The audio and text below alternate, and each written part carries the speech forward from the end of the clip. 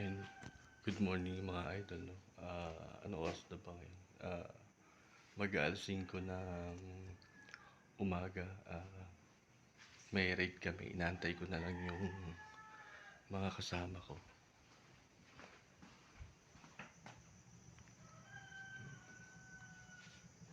Bali, si Julius pa lang ang dumarating. Inaantay pa namin dalawa, si Sir Mark tsaka si Alexis.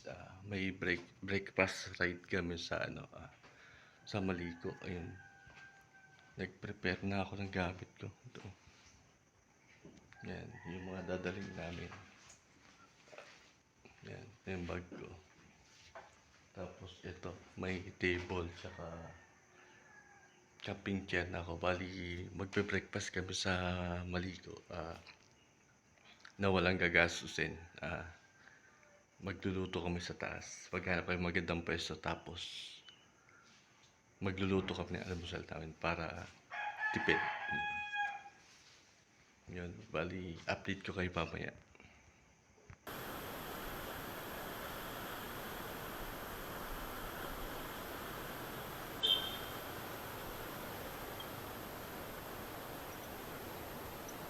Wala naman.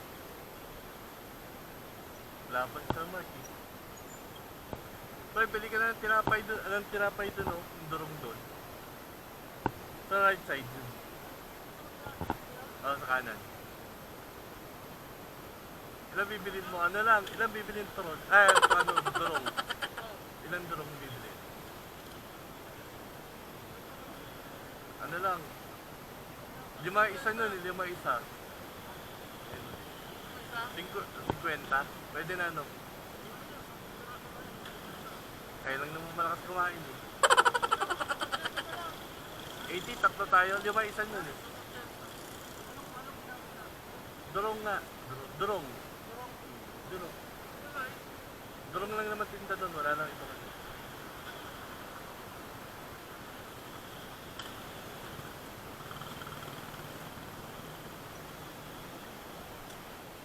Pepper, ano pala, baso tsaka pepper plate pala pre. Sa 7-Eleven, bibili lang kami ng mga kailangan na packet. Ha? Tapos, ito yung mga idol pa nasa packet. Ganda oh. Sana ma-develop din ang camping site mo.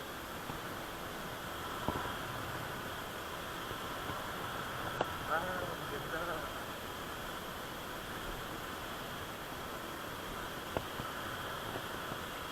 Ayun yung baba ng ng San Nicolas.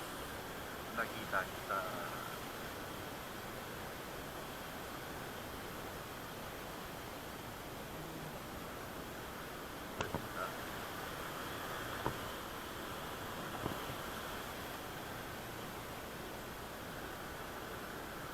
kahit pabalik-balik na ako dito, hindi nakakasawa yung maganda talaga.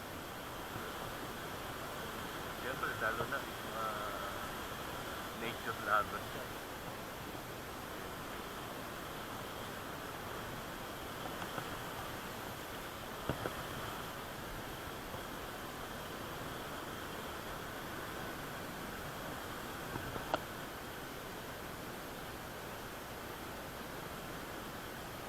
Pwede yata ito sa Maligo, kaso nga lang hindi pa yung pinaka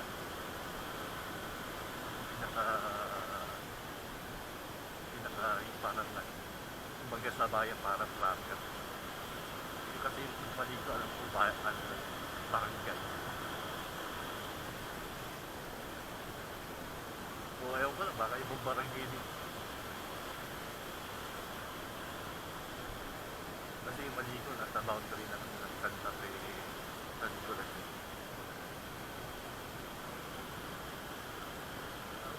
Ang dami.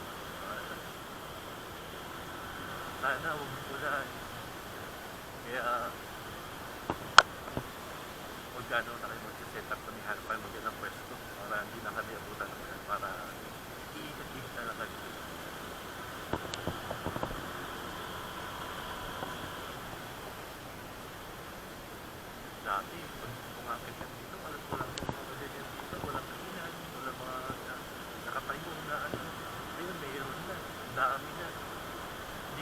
nakakatakot tumaan dito. Dati nakakatakot tumaan. Gawa nung wala talaga tao. Dahil na hindi pa talaga ito totally totally gawa yung mga kalsada. May mga parts na talaga rock road pa. Simula yung nakilala ko talaga, ang dami na nagtayo ng katindahan dito. May mga tira na rin dito. May buli-bili na rin ng mga lupa. Makita mo nga sa mga page ng bilihan ng mga lupa. Pati Maligo, may nagbebenta. Bali, ito yung mga dala namin. Kanton, kape, tsaka durong pandesal.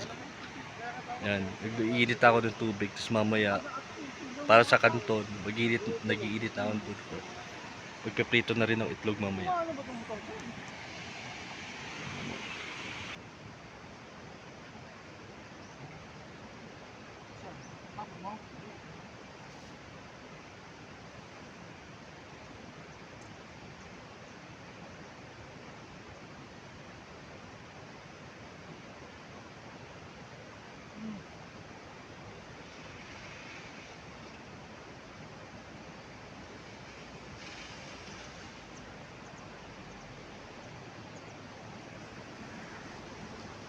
Yun, tapos na kami kumain, no? Yan, nag-pack up na kami.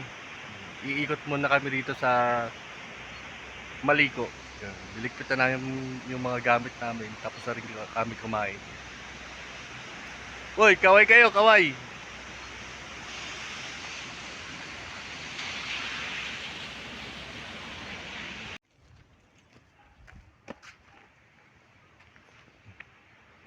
Dito na tayo sa sa Maliko, sa may Japanese shrine. Ayan. Akit tayo dito. Boy, tara akit tayo. Tara! Let's go! Mamaya picture tayo doon. Buti, mababa lang to. Kala ko mataas. Kala ko nga rin mataas. Kala ko nga mataas. Sige, kinabahan din ako. Sabi nito, maputik daw. Yung pala, malapit lang pala. Tapos sementado. Pumunta ko rin yan, di ba simentado yun? Tara po, patay dito.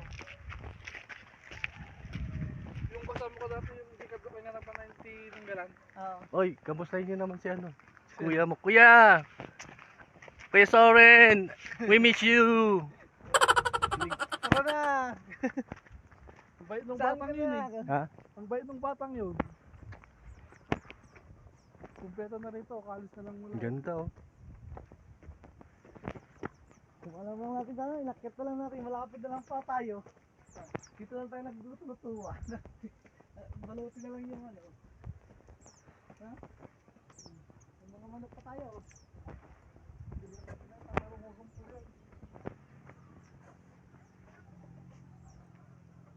May tato na eh. Kaya.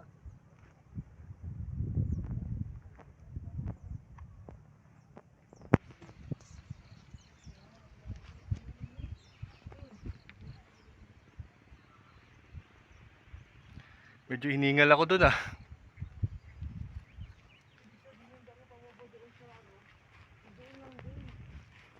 Ah, ito pala yung dinadaanan natin. Nasa itaas lang pala no. Oo, tumaas lang oh. Yung baba, diyan kami dumadaan dati. Hindi ko alam nandito pala sa taas yung Japanese shrine na to. Hanap ko ng hanap dati rito. Yung pala, dito lang pala sa tabindaan Kita lang mo yan pala. pag nandun ka na. Eh nung may kasama ako, tinanong ko kung saan banda yung pakyat dito. Report pa to dati. Yun o, sir o. Yun o. Sa daan ka tumingin. Kasi mo gumulong-gulong ka dyan. Imbis na tulungan ka namin, tatawanan ka pa namin yun. Yun. Anong pangalan dito? Parang Dapat nagdala ka ng tali sir, yung tangke hilahin na natin. yun mga idol, nandito na kami sa Tangke. Tangke lang tawag nila dito, tangke. Masikat yung tangke. Basta sinabing tangke dito sa Maligo, ito yun. Magkano ang entrance dito, pre?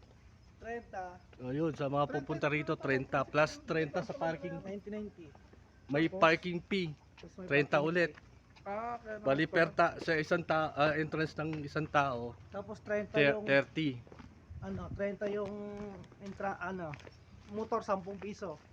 Parking. Mali. 30 Ah, yung kaya pala 120. entrance, 10 piso yung motor. 10 piso yung parking ng motor. Sorry. Halata hindi ka nagbayad ah. Ito kasi, hindi ako nagbayad. Ito yung pinanser namin. Ito manager namin. Manager namin sa gastusan. Wala ko yung toll. Oo, yan. Yan yung tank. Yan, babagpagin na daw nila. Ayusin na namin. Ito, may kasama akong mekaniko rito. Ito. Ayusin Pre. na yung tangke para papasabugin. Ito kilalang mekaniko ng tricycle. Yan si Julius. Nandito siya para ayusin tong tangke. Ayan. Overhaul daw eh. Kaya ba isang araw yan? Ha? Kalating araw. Mamaya tapos na yan. Oo, tapos na ito mamaya.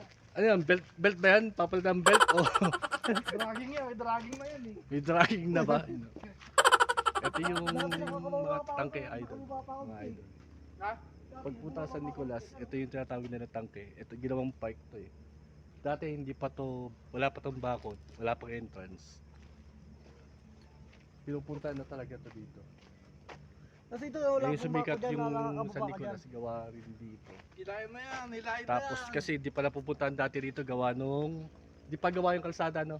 Ah. Yan. Ngayon, may access na kaya, yun. Ganda dito. Pwede rin rito, mag-camping. Magkano bayad? 350 per head. 350 per head daw. A few moments later. Tangke. Pucha. May kasamang sundalo. May sundalo dito. Naiwan pa sa gera to. Naiwan sa gera.